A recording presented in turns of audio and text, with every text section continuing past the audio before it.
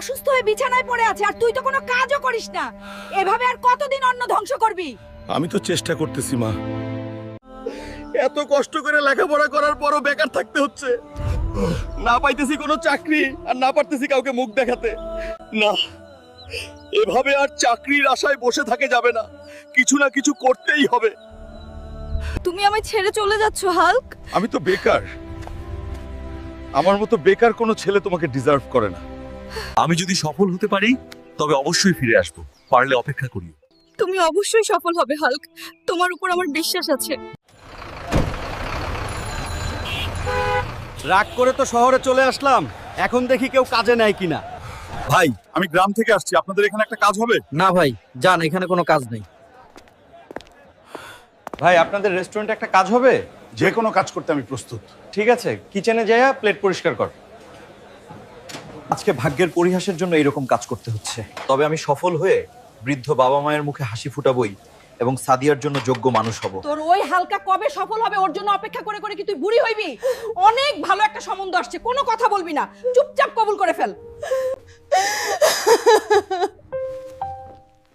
Hulk সারাদিন রেস্টুরেন্টে কাজ করে এবং রাত জেগে চাকরির প্রস্তুতি নিতে থাকে। রেস্টুরেন্টে কাজ করে ইনকাম করা কিছু টাকা সে বৃদ্ধ বাবা মায়ের কাছে পাঠায়। বস, কালকে আমার ছুটি চাই, একটা চাকরির পরীক্ষা আছে। কয়দিন পর পর তোরে এত ছুটি কি দেওয়া যায়? পরশু তাহলে ওভারটাইম করতে হবে। ঠিক আছে বস। হাল্ক দেশের সবচেয়ে কঠিন পরীক্ষায় অংশগ্রহণ করে এবং কিছুদিন পর ফলাফল প্রকাশ পায়। আম্মা, তোমার ছেলে এখন অনেক বড় সরকারি অফিসার, সবাই তোমার ছেলেরে দেখলে স্যালুট করবে।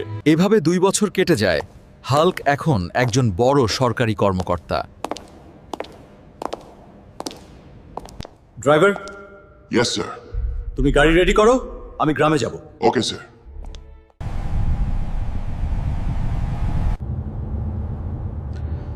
সাদিয়া হয়তো এতদিনে আমায় ভুলে গেছে। মা, তুমি কোথায়? দেখো, তোমার অপদার্থ সেই ছেলে এসে গেছে। এতদিন পর আসলি বাজান। এবার তোর বিয়েটা তাহলে হয়ে যাক। সাদিয়ার কি খবর মা?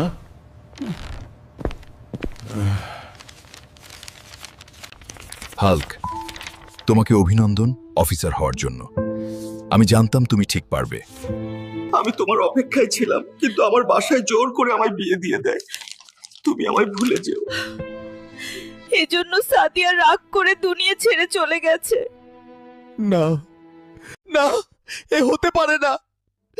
আমি বিশ্বাস করি না, আমি বিশ্বাস করি না। এভাবেই আমাদের জীবনের কিছু কিছু স্বপ্ন পূরণ হয়, আবার কিছু কিছু